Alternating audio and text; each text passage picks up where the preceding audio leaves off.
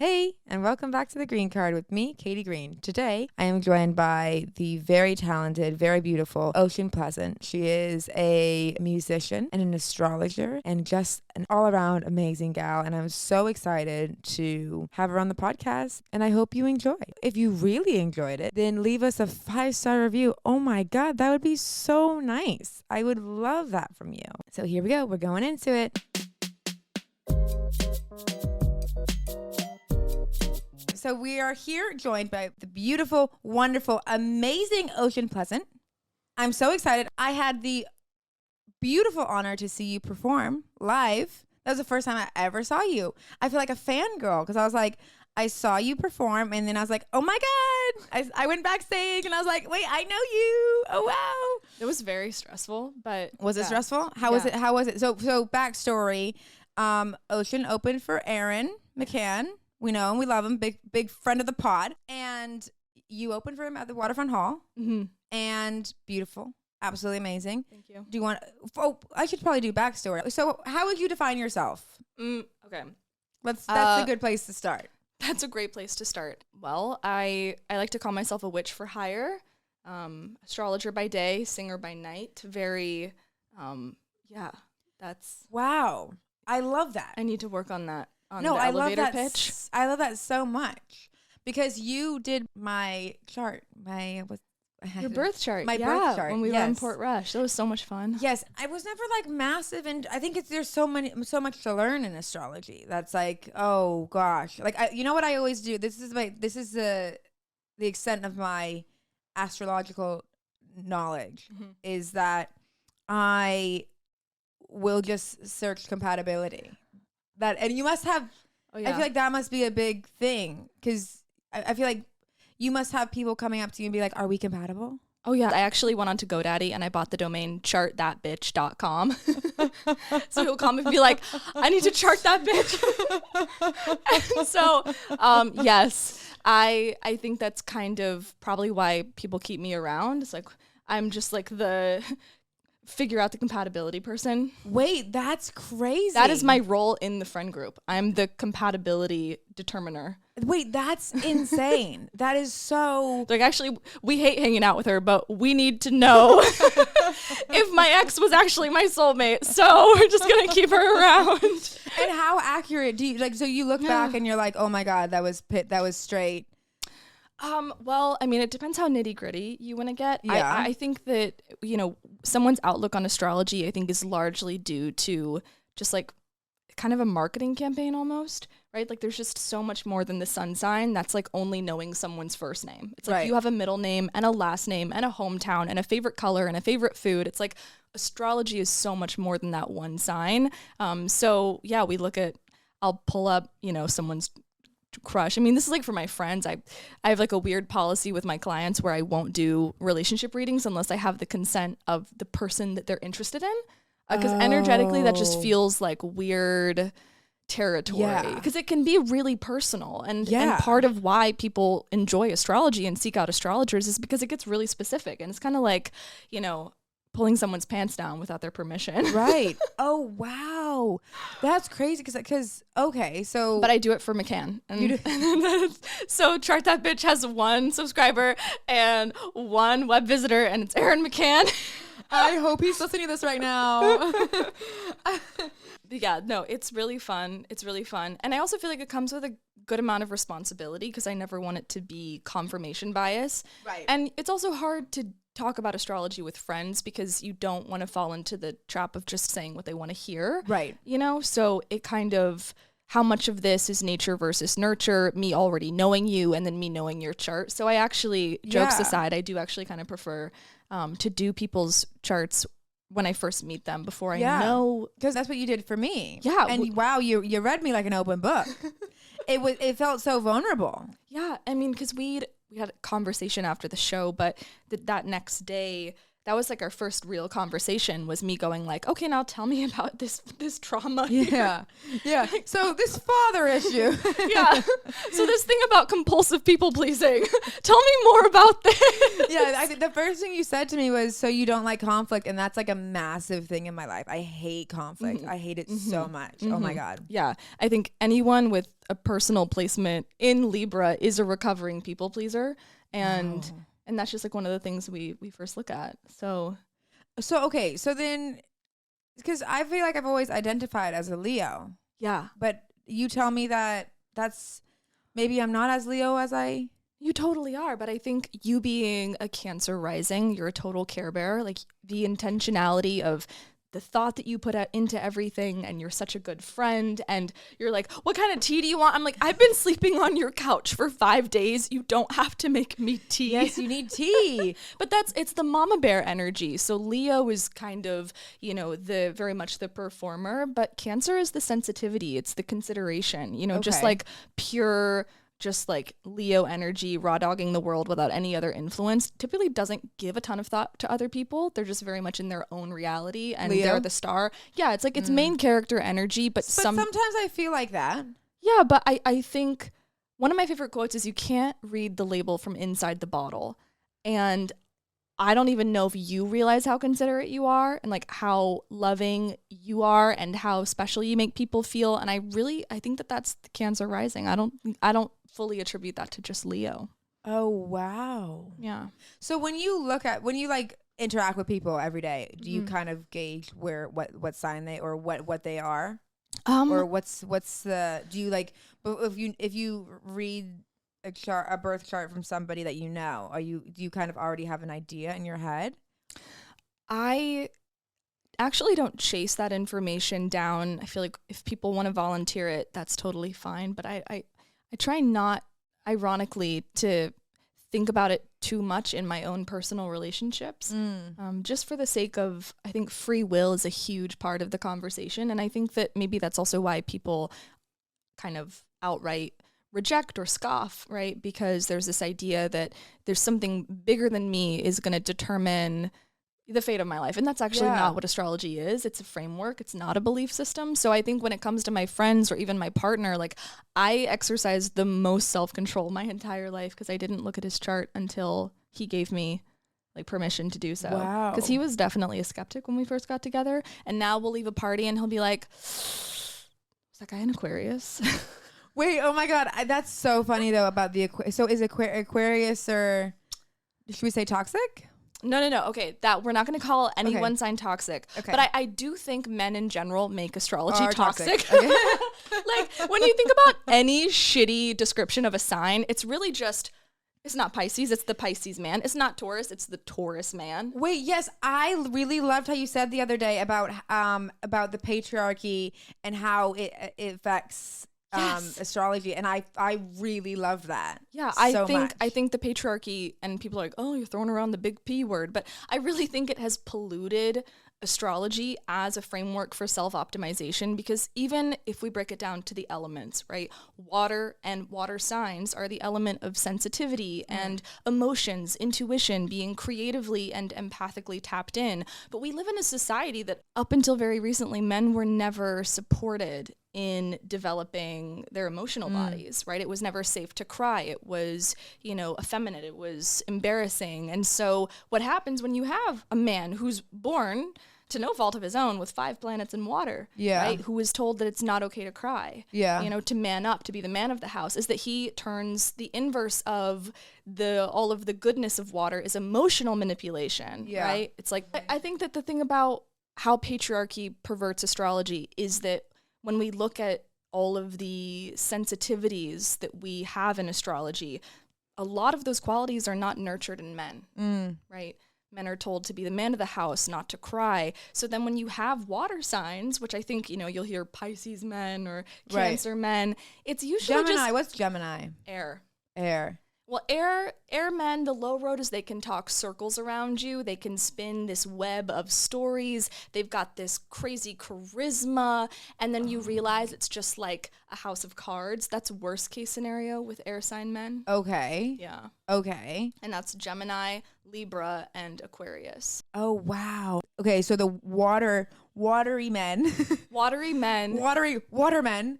Aquaman, Jason Momoa. Yeah. We've got, he is so hot. I actually don't know what his sign is. Cancer, Scorpio, and Pisces are the water signs. So if men have been encouraged, and Aquarius? That's air, which is funny. It's the water bearer. So that one's a little confusing. Yeah. Oh, that's so confusing. It oh my is. God. I feel like I just woman's explained. I'm like, you mean Aquarius? Yeah, the other fourth water sign? Oh, I hate when I do that. I'm like, oh God. I'm like, wait, I don't know. Why would I know? No, but I think that's the thing. If a man has been made to feel secure in his emotions, right, then it's not a problem. But the low road of water being indicative of sensitivity is the gaslighting, the emotional manipulation. A man not feeling comfortable in his own skin, in his own sensitivity, is going to turn around and make it your fault, your problem. That's what gaslighting is. Wow. I'm going to make you doubt your reality because I'm so insecure because no one's ever given me the tools to work with my own emotions that I'm going to make it all about you and your problem to fix and take care of me. And guess who ends up mothering men? Women with water sign men on the low road. So there's a kind of this weird thing where, yeah, anytime someone describes a shitty sign. When you talk about things, I'm just like running through like the signs that I've dated. I'm like, oh my God. Oh, I have a type.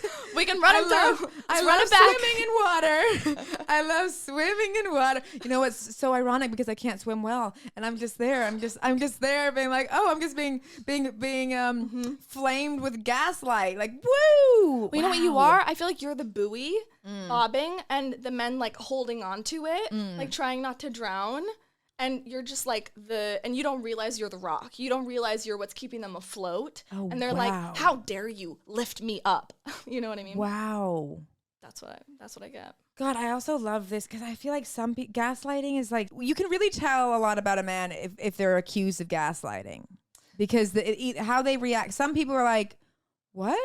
I hate though when they're like, what's the problem? And you're like, I like, and then they gaslight you as being like, oh, you don't know what you're talking about. Yeah. They manipulate. They do all that stuff. Yeah. And I also think that being an idiot is not the same as gaslighting. Right. And maybe that distinction is needed for a lot of men. Yeah. Not as an excuse, but the textbook definition of gaslighting is to intentionally make someone else doubt their own reality to further your own gain or your own sense of control. I think that's like the textbook definition of it. So a man just not understanding something and playing the devil's advocate as the lowest hanging fruit form of social interaction, to me, is just being annoying. Right. And I do, and then I think people come to resent the term gaslighting because sometimes a guy isn't gaslighting you, he's just an idiot.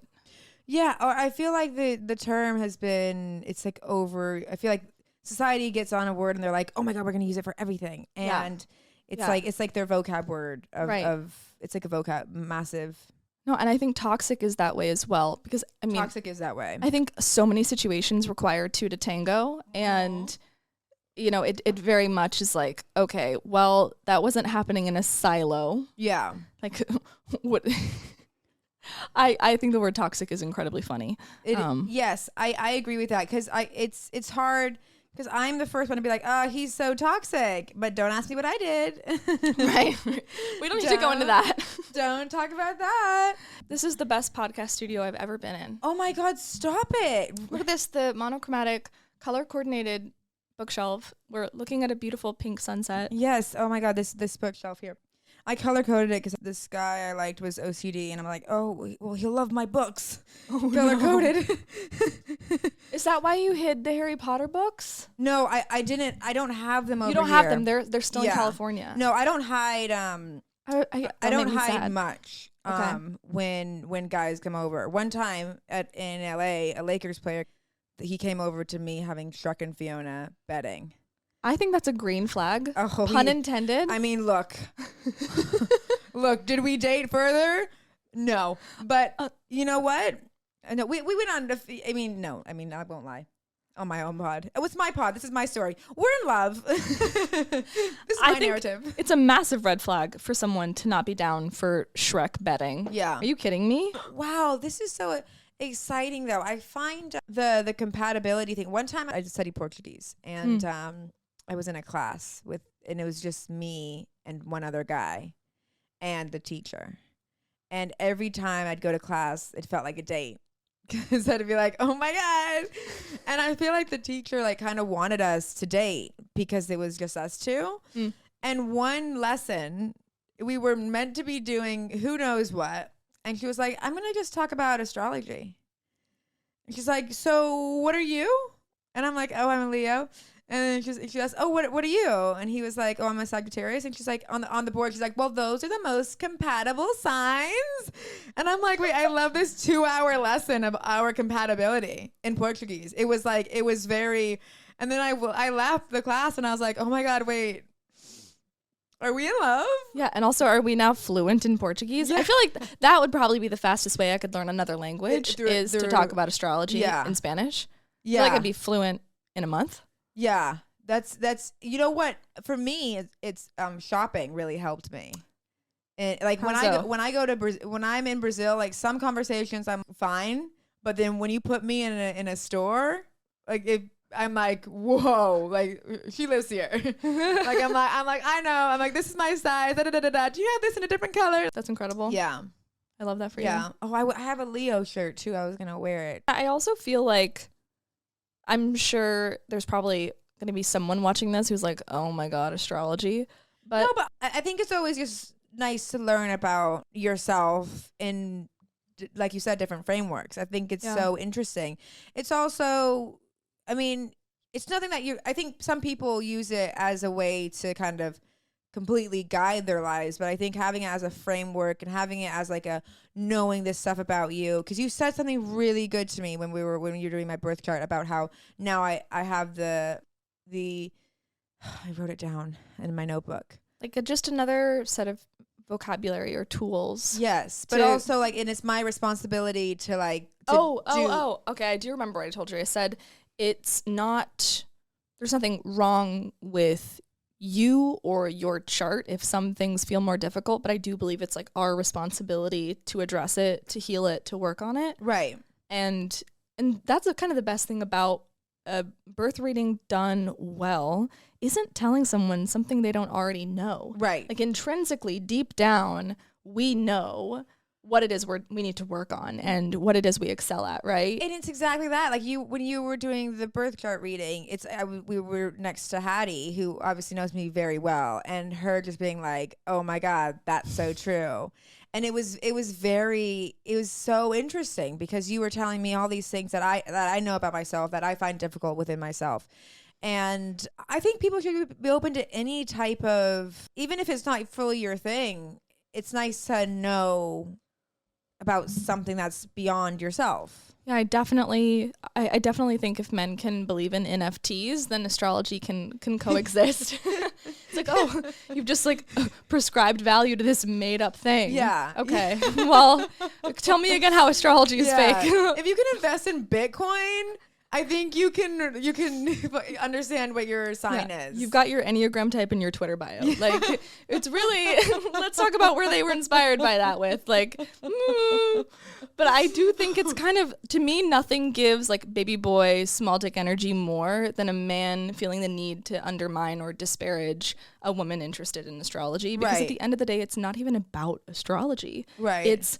There's nothing more emasculating than to be seen shitting on something that someone else enjoys. Yes. You know what I mean? Yes. Like when I first started dating my boyfriend and he was like, oh, I'm super into the UFC. I wasn't like, you sit down every Saturday and watch naked men fight each other for a shiny gold belt. No, that'd be super shitty. I spent time to understand it and to learn the weight classes and the fighters. And like, that's his astrology. And Yeah. and so it's like, you know, like I'm like love I'm that. putting it in terms I can understand. I'm like, well, I'm an Israel Adesanya sun, and I'm a Jalen Turner rising, and I'm a Brenna Moreno moon, and if we're getting saucy, I guess I'm like a Charles Oliveira Mercury in Venus. Like, but that's the thing, is you spend time to get acquainted with the things that the people you love enjoy. Right. Or are courting. That's the weird thing to me, is hearing men make fun of astrology on first dates.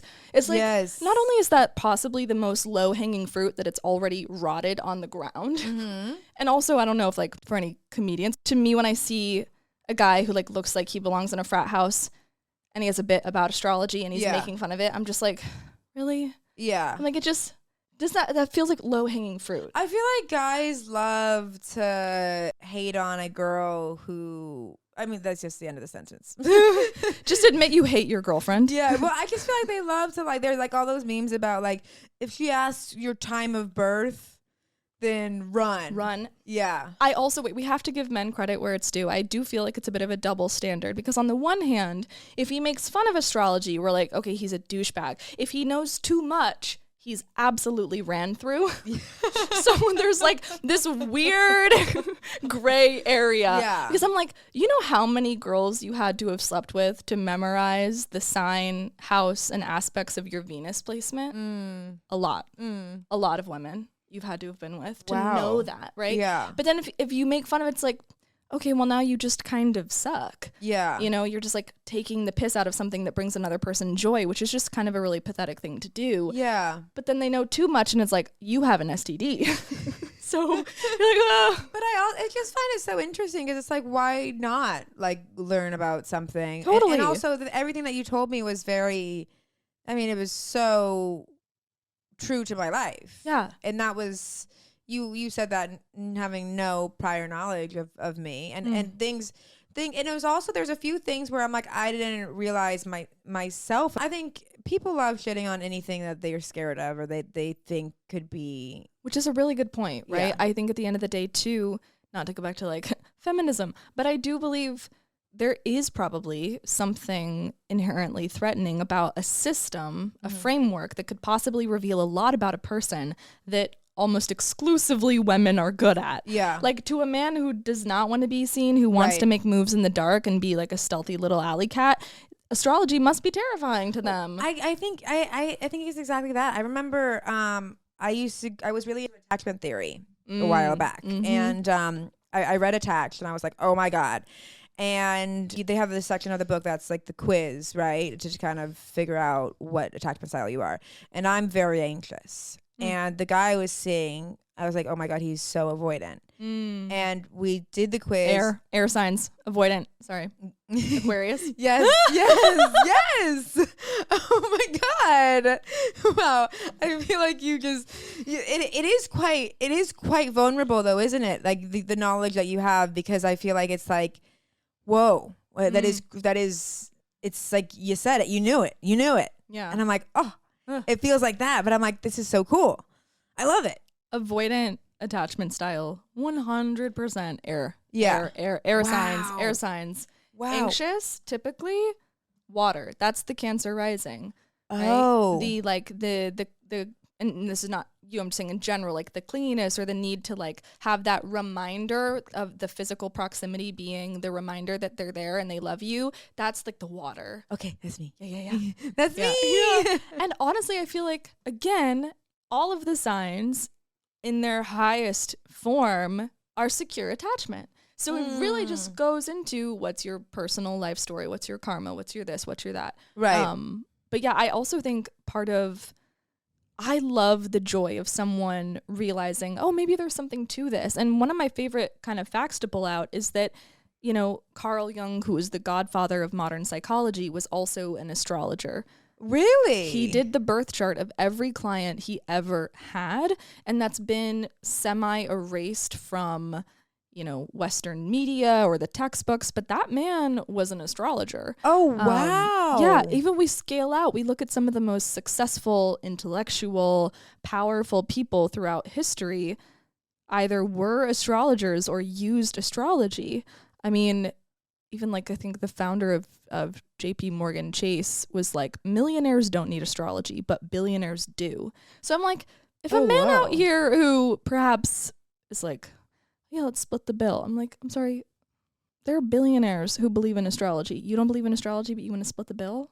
Wow. You know what I mean? Yeah. It's like, who's really emasculating here? You know what I mean? Like, what's actually emasculating here? Because to me, I think the billionaire who believes in astrology, I think that's sick. Yeah. Yeah. Yeah. Yeah. Wait, that's so interesting. Oh my God, it's just, I love it so much. But that attachment theory. Yes. This is back to that men not wanting to think that something can get to know them, or like some type of framework or whatever can understand them more. Yeah. And so I did the quiz on him. There was like this section of the book that was so like vivid into like, doesn't like doing this, doesn't like doing this, doesn't like doing this. And it was all of the avoidant attachment style. And I think we were 3 of them in, and he was like, stop lying. Like, he's like, you're making these things up. And I was like, no, it's in the book. And he was like, you're joking. He like he completely thought, because they were all relating directly to him. That's embarrassing. He super thought that I was making them up. And I was like, oh my God. Oh my God. And I keep on telling him, I'm like, please read this book, because this will help you understand me, because it's really, really, I'm so anxious, and me being with you is making it worse because you're avoidant, and it's making it like the book says we're not going to work out. And wow, the book was right. That's crazy. That's crazy. But then I was like, and he was really, I don't think he's read it to this day. And I was like, oh, I think it was a fear of, like, I feel like people label it as something that's not real, when I feel like anything that's getting to know them a little bit more is like, that must be not real. Right. You know? But I also think, to me, like, one of the hallmarks of, the people that I aspire and am inspired by the most are the people who are consistently willing to challenge themselves, to work on themselves.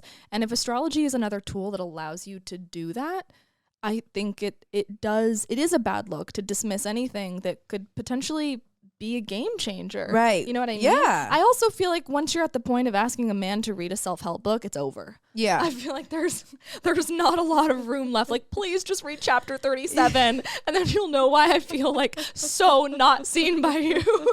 But it's like, I wish I met you 4 years ago.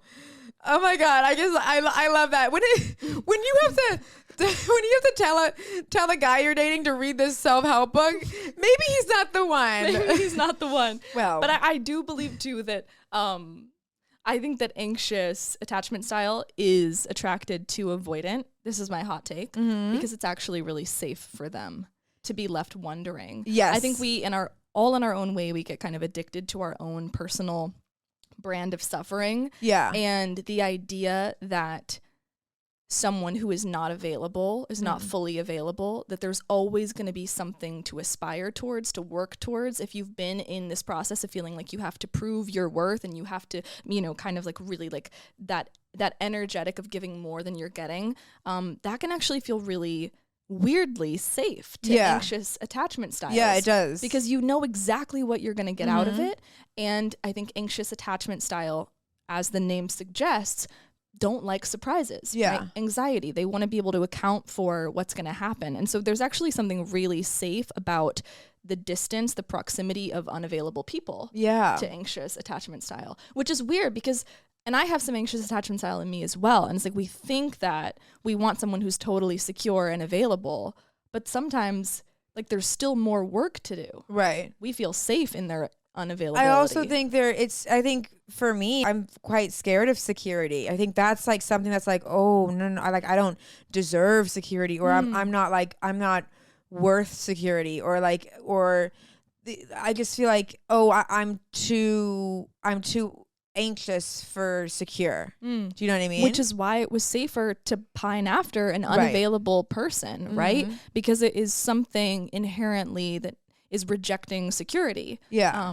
Because of, for whatever reason. And I think that that's a really big part of it too. Yeah. And that's the thing too, is if we keep zooming out, we have all of these different frameworks, whether it's, love languages or attachment theory or astrology, and we could sit here and find all the correlations between them, right? Because I think every type of framework is just a different way to channel or divine or interpret the human experience. And I think that's what we're here for, I think so. And also, I think anything that resonates with you, it's like, take it, use it, go for it. And then disregard what doesn't. I think that's another thing too. It's like, how many shitty descriptions I've read of my own chart or some signs in my own chart. It's like, you get to, keep what works and leave what doesn't. Yeah. Yeah. God, I love that. This is so, I find it so fascinating that you just have this like knowledge in your head everywhere you go. I think too, there's something kind of refreshing to me about the idea that everything is connected to a degree, Yeah. It's probably one of the most fundamental truths that we have. It's evident in like every society, every belief system. And I think, whatever form you use, great. Yeah. Like, good for you. If your church is just going outside or, touching grass, like it just, I don't know. There's something really wholesome about just using the framework that works for you. Right. I love that. And astrology is yours. Astrology is mine. I'm here sometimes. I mean, I get really annoyed in general sometimes in the astrology community when there's like fear mongering. I can't stand the clickbait of like fear mongering in general, or even how, the CoStar app is really popular. What's that? It's like one of the most popular astrology apps. And the founder, I think, admitted in an interview that they will exaggerate the push notifications about transits to incentivize people to open the app. And so, because for a long time, there were so many memes about how, like when the Duolingo owl harasses you for not practicing, it was essentially the astrology equivalent of that. It was like, your love life is about to go up in flames, so that you would click on the notification. But it might just be like Saturn square Venus. It's not going to be like, I know that's just jargon, but essentially what they were doing is they were weaponizing astrology for clicks. Oh. And what that does to me is it actually turns people off of astrology. Yes. Yeah, I because can't it makes stand it too. that. It's really frustrating. What does Mercury in retrograde mean? Can you? I've always people always say it. So it's the appearance that a planet is moving backwards. It's not actually moving backwards, but it's the appearance of it. Okay. So the idea, should you choose to subscribe to it, first to know that not everyone feels it. But it's essentially the cosmic equivalent of if you leave your shoes untied, you're more likely to trip and fall on your face. So it's, 2 to 3 times a year, we're just asked to revisit the loose ends, the loose threads, where we've left important conversations unsaid, where we've perhaps left unresolved feelings. That's why X's typically pop up during Mercury retrograde. If something was left unsaid. And we all experience the same? A different varying degree, different assortment of those symptoms, yes. And it all happens around if Mercury's in retrograde right now, that means like we're both experiencing that, or it's not like I don't have my own Mercury in retrograde. No, it's a collective transit. Yeah. Oh. But I've had some where I don't feel anything, and then I've had some where people are just like crawling out of the, bushes to be like, well, what are you up to? Oh, how are you? Happy birthday. It's like, huh. But sometimes I think there's also, typically it's also known for miscommunication, mishaps, missing your flight, you're dropping your phone, breaking it, because Mercury also rules technology. So it's really just, to me, it's a time to reevaluate and regroup and kind of make sure that you're, dotting your I's, crossing your T's. And again, you don't have to believe in astrology to go, maybe it is good that a couple times a year I make sure that I'm following through and I'm not cutting corners and I'm not leaving anything important unsaid. Maybe Mercury retrograde is just a reminder to be intentional. Yeah. But I have noticed the thing that kind of blows my mind is if hard conversations happen during Mercury retrograde, breakups during it are temporary. Very often people will get back together when retrograde is over, or it could be super finalized. Like How long is retrograde? It can vary from, like a couple months to like a long time. I think we just had one that was like 8 months long or something. So it depends. It's always a little bit different. But it's typically like at the minimum, maybe 6 weeks, but it can be several months long. Oh, and how often does it happen? About 2 to 3 times a year. Oh my God. That's a lot of that's a lot of breakups and getting back togethers. I like to think of retrograde as, for any planet that's retrograde, because Venus, the planet of love, is about to go retrograde in a couple weeks. Wait, so what does that mean for us? And it's going to be retrograde for a while. Wait, what? Am I going to be alone forever? That's kind of the theme of this pod. I don't know if we can blame astrology for that. we gotta circle back to attachment theory on that one. That's why we don't blame astrology for our own decisions. Oh my God. Okay. The idea of retrograde is, if your love life were a boat, Yeah. you might start taking on water. So that means, The idea that if there are holes in the boat, that's the time to patch them. That's but I the have time to holes in work the on boat it. now. Right, so that's like, it's time to pull out the spackle. It's time to start patching up those holes. Wait, so if Venus being in retrograde, this is so stressful now. So what will I do? Okay, well, What does this mean? Should I not date? It's a good time to reevaluate what you want in relationship. And I think sometimes people can pop up from our past. Old wounds can be reopened or triggered as a means of kind of purging and like getting it all out. Yeah. Like I think sometimes people during Mercury or Venus retrograde will send those like dissertation texts. You know those ones? They're like, and I just had feel this like thought. you looked through my phone. I feel like when you go into the notes app and you click copy paste. That's retrograde. Wait, that's literally like, oh my God, I love those. I start them with, I would sit down if you're going to read this. I love the read more. I'm a read more gal. You're and don't feel pressured to respond. Yes. That Libra coming through, like, I'm gonna pour my heart out, but it's like totally okay if like you're not gonna respond to this. Yeah, so like no big deal. This is kind of like my fault. Actually, it's all my fault. It's actually like I'm just like running some stuff by you, but like just know that I totally know this is my problem. But like also like you are terrible, but like also like it's my problem. You know what I mean? Like, but have a great day. I love you forever. Okay, but I don't want to talk to you ever again. But also like I love you so much. And that's retrograde. Wow, I feel like retrograde is my whole life. Okay, so fun fact. You can be born when planets are in retrograde, and then those might be the areas of your chart where you feel a little more unlucky, or there's more of a learning curve to kind of normalize your relationship to those parts of yourself. So we could look at that later, but like someone was born during Venus retrograde, they might just naturally be a little bit backwards in love. They really have a lot more karma to figure and sort out when it comes to relationships. Oh my God, I feel like I must be. If I'm not, then I've got a lot of explaining to do. But I do think it's a time of reevaluation. But I'd say perhaps Mercury being the one that's the most famous because it's the one that's talked about online the most. It also happens 2 to 3 times a year. Okay. Does Pluto ever go into Pluto? Oh yes, actually Pluto is retrograde right now. What does that mean? Well, Pluto moves. Everything's tiny. So everyone I'm dating, like, is that a planet? Is that, where is it? Yeah. I like Pluto in retrograde means that you are gonna sleep with somebody who has a really small dick. Okay. I will say, the personal planets going retrograde to me is more interesting, right? Personal planets, we count moon, right? So sun, moon, Mercury, Venus, Mars.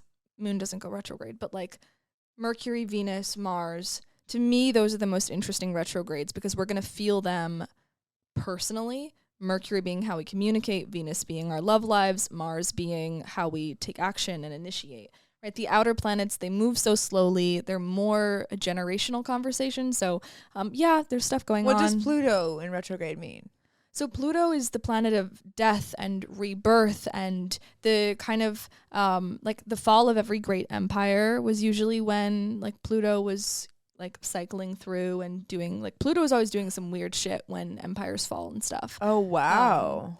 And actually, so we're coming up on like the Pluto return for America's birth chart, which explains kind of some of all the crazy shit that's been going on. Wait, America's birth chart in like the signing of the Declaration of Independence, or how do you? I actually don't know. I actually don't do mundane astrology, which is the birth charts of like objects and things. God, I really love this. What's your love language? My love language? Have you done the love languages quiz? Oh yes, I that one I can't. For some reason I can't remember all the time. Well, you can kind of just intuitively decide which ones are important to you. So there's words of affirmation, which is someone telling you, "I'm here, I care for you, I see you." That's very important. Yeah, okay. Yeah. So words of affirmation, quality time, just being around your person. It doesn't even have to be physical, sexual, but I like that. okay. And then physical touch. That's not that's all right. That's nice, but it's not as important as words of affirmation. Mm-hmm. Okay, and then there's Gifts. Receiving gifts. I like giving gifts. Receiving sometimes makes me anxious of like, oh no, I have to give something to. Right, and then there's acts of service, like taking out the trash and ordering takeout and, you know, coming home with flowers or remembering, you know, to ask you if you got home. That's nice, but That's nice. I always think it's funny too when you ask a woman typically what's your main love language, we're like words of affirmation. Like he needs to tell me he loves me, that he's thinking of me, that he likes my dress. And then you ask a man typically and they'll say acts of service. And it's like, wait a minute, why am I like buying your favorite food and taking you out and doing all these things and all you have to do is tell me I'm cute? yeah. I'm like, how did this happen where I have the most low maintenance love language? Oh wow. I'm like, Is that the patriarchy? is that my programming to be as little of you know, inconvenience as possible? Yeah. Maybe I do love gifts. Maybe I've just trained myself to say no to things and act low maintenance. Yeah. I don't know. Now I'm overthinking the love languages quiz. What's your love language? That's the thing, words of affirmation, but now I'm like, I need to be aiming higher. Yeah. Maybe I could be getting like food and stuff Yeah. and gifts out of this, and I've just been settling Yeah. for you're cute. Oh no. Yeah, we got to get more. We got to really get more out of it. I need to switch up my love languages. Speaking of love, have you heard of the 36 questions that lead to love? I have, and well, you go first. Well, I have them here printed out. I really love them. I don't want all my podcast guests to fall in love with me, but also I do. But I find them fascinating. I love learning about people. And, you know, that's what they're there for. So I would love to ask you a question. Maybe 2, maybe 3. Let's do 5. Would you like that? Can I ask you a question? Yeah, you can ask me a question. Fabulous. Okay. Oh, this must be when. When did you last cry in front of another person? Question mark. And then by yourself. Is this too? No. I cried by myself. No, I cried in front of another person. I was with my boyfriend at the Tate, and I was in the Hilma af Klint and Piet Mondrian exhibit. Right. And I was sitting there in the middle of the gallery, and I was crying.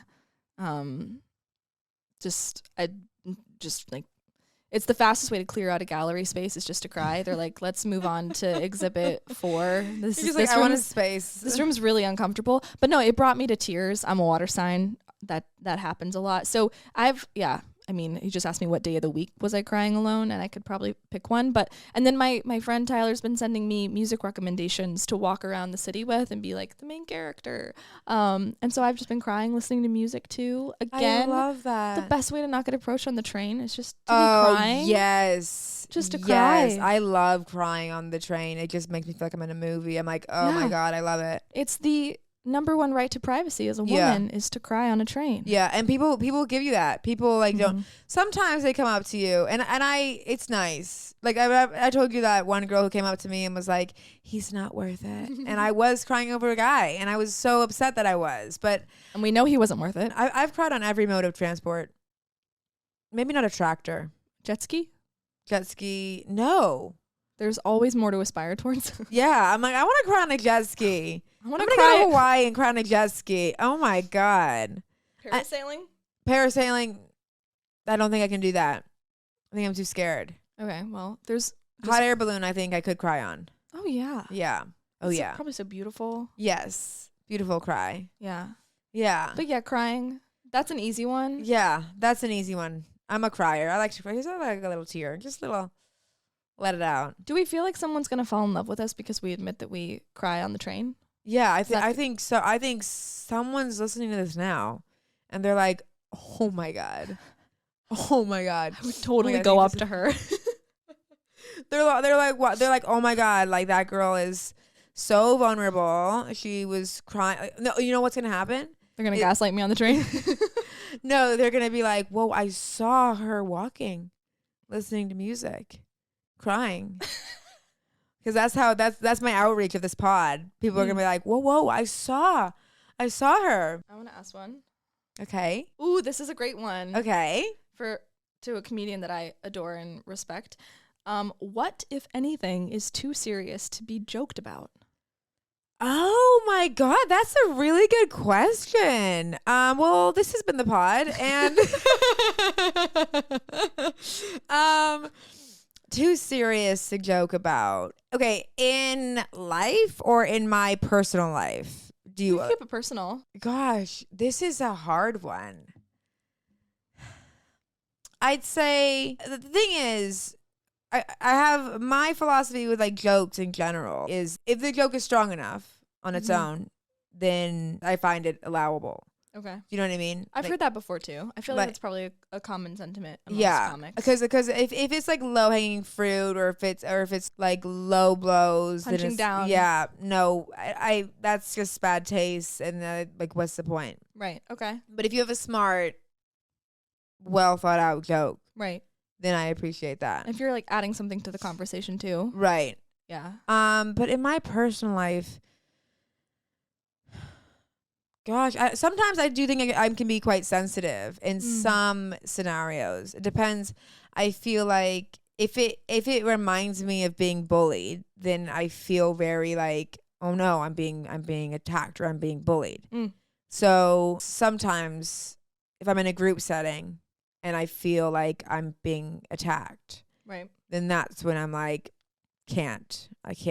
I don't. That's where I draw the line, and I can be quite sensitive, which I don't like about myself. That's the Cancer rising. The sensitivity is the water. Right? The Leo Cancer sometimes feel like dish it but can't take it. Like the feeling of like, yes, that's a little too personal. Yeah. That's a little too barbed. Yeah. Because the Cancer is the crab that goes right back into its shell. And it's going to take a while to get that trust back. Yeah. You notice that? Like it's like yes, when the trust is fully lost, yeah, there's just always that twinge.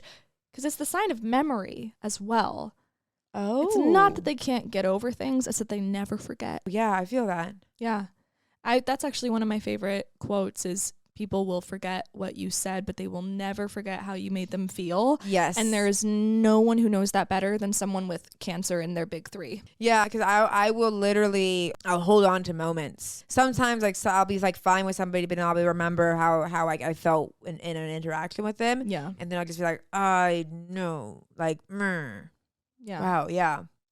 That's great. I feel like I'm falling in love with you now. Oh my God. I love that. What is something that you feel like is not, can't joke about? Kind of just everything you said. I think if it's adding something to the conversation and it's a new perspective or it's a new way of looking at something, I love that. I think that, I mean, I'm not obviously a comic, but I think that comedy has served such a historical role in being able to push the envelope and say what every other aspect of society perhaps feels can't be touched. Right. But that at the same time, it's like sometimes you have people from a place of privilege who are very obviously punching down. It's like, oh. So that's probably my thing is like, you know, if they're men, great. Yeah. Like totally fair game. But no, I I agree with you. Yeah. Everything you said. Yeah. I don't think there's anything. I don't know. That's a very nuanced one. Yeah. These are all meant to be like, how long is it supposed to take to fall in love with someone with these questions? Because I feel like people might want to sit down and do it in a night and be like, we're soulmates by 5 a.m. But this also feels like maybe it should take time to go through all 36. Well, I think that's the theory. I think the theory is after this kind of another framework of if you know this about your partner, then you're more likely to be close, and because of that fall in love, or be closer in love because you know these things about them. Yeah. So I think, like, in theory it'd be so nice to just read 36 questions, but some of them are really hard. You want another one? Yeah. Okay. I'm invested now. Okay. This is kind of our vibe. Okay. If a crystal ball could tell you the truth about yourself, your life, the future, or anything else, what would you want to know? I think my biggest fear is that I'm gonna miss my own potential. And so maybe if there were a crystal ball, I would want to know if there was a decision in the future that I would massively regret. Right. Just to feel like, to have that heads up, you know what I mean? Because to me, there's nothing scarier than getting to the end of your life and looking back and feeling like you missed the mark, or you weren't everything you could be, or you know, have some severe regret. So maybe the crystal ball would just be like a heads up about something like that. But I feel like you even thinking of that like makes you act as if you'll live life to the fullest and not regret anything, or you'll take action with what you want. Do you not think that? Oh, I agree. I think we're unlikely to become the things we're afraid of, because that fear is actually a buffer of awareness. Yeah. People are the most likely to become and repeat and embody patterns that they're not aware of. You know what I mean? So I think that's a big part of it too. I have this thing I call the regret test, where if I'm making a decision, I imagine I'm a month from now in 2 alternate realities, one where I did the thing and one where I didn't do the thing. And I picture myself in both of those scenarios, and I think which one carries regret. And I love this exercise because the nervous system doesn't comprehend time. So you can really think about, you know, what if I didn't take this job, or what if I didn't end this relationship, or whatever the scenario is, and then think about what if I did. What if I did take that job? What if I did move on? And it's like just kind of clocking, like, what's the feeling? So I try to avoid regret that way. That's beautiful. I love that regret test. Yeah. I think that's really, really helpful. And then sometimes we were talking about the coin toss. It just, you know, sometimes what we're going to regret the most is the inability to decide. Yeah. The time wasted in limbo, right? I'm always in limbo. Yeah. Such a waste of time. Just flip a coin, you know? Yeah. Heads we get tied, tails we get pizza, you know? Start small and then build up to bigger things. Yeah. Can I ask you another one? Yeah, ask me another one. I love this. I'm here for this. We're falling in love. I'm already in love with you. I'm in love with you. Oh, speaking of being obsessed with you, number 28, tell your partner what you like about them. Be very honest this time, saying things. When were we not honest? Okay, Yeah. be very honest this time. Don't lie, saying things that you might not say to someone you've just met, which is kind of cute because we did really just meet a week ago, but I'm already in love with you. Okay, Yes. so tell your partner something you like about them. There's so many for me to pick from. Yeah, I feel for me too. I think for me, I'd say just your energy. I think you have an aura that's like so, I feel like I'm going to start crying. I just feel like you have this aura that's so inviting, and it just so like secure, and I feel like, and it's warm. Oh my God, I might start crying. Oh my God, this is, I'll relabel this podcast as sensitive and not comedy. No, I just feel like you're so, you feel safe around you. And I think also you're so feminist in a way that's so beautiful as to like how you articulate yourself. And I find it's, oh my God, go in there, so sweet. eyeballs. Get in there. Don't be a woman.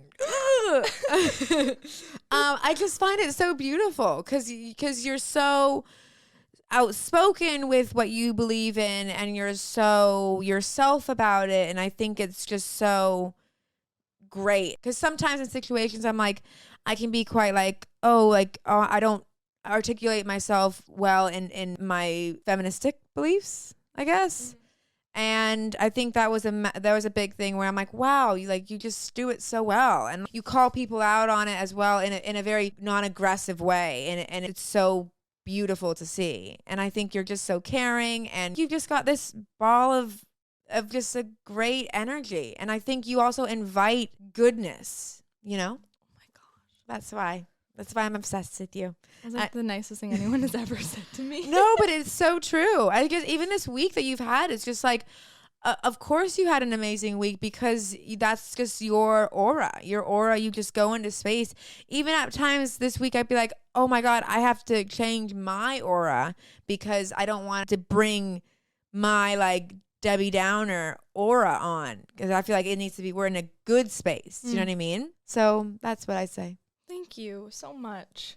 And it's Thank funny you. because I relate deeply to the things that I admire so much about you, because of course the first point of contact was a mutual friend that we both care deeply about. Yes. And I think you are possibly one of the most fiercely loyal people I've ever met. And just the way that your instinct to advocate and care and nurture for the people you love is just, it's like such a raw and precious gift that I hope everyone in your life knows just how lucky they are to be loved by you. And it also is like, why I'm like yelling on the street while you're telling me these like dating stories where I'm like, what? I'm like, to the literal like human personification of like a sexy Madonna Care Bear. I'm like, what do you mean? Because you just have so much love to give, and you're so funny and you're so kind. And I think that that balance of soft and strong is really rare. I feel like society typically tries to stamp it out of women, the ability to keep a soft heart, and then to also like do what you do in such a male dominated industry, and you know, to maintain the perspective that you have, and to be so freaking funny while you're doing it. It just like, I don't know, you just you lead with your heart, and I think that that needs to be seen as more of an asset. Oh, I love you. It took us 3 questions to fall in love. Oh my God. Where are the other 4 questions. Wow. Oh my God. We did it. We did Did we just set a new record of how fast we've fallen in love playing this game? Oh my God. We said it. We did. We did. Well, this is what a very great place to come to an end at this conclusion. I've had so much fun chatting with you. Thank you so much for doing my pod. Of course. Please tell us where people can find you. Ooh, well, for astrology, I'm at Witchy Kid on Instagram. Yes. For music, I'm at oceanpleasant.mp3 and Ocean Pleasant on Spotify. Depends, like if you want like the witch side of me or you want the music side of me, you kind of get to pick. We want all of you, and I'm so excited. Thank you so much for doing this. Oh my God, what a treat. I love you. Thank you for having me. I love you. Oh my God. Okay, well, thank you.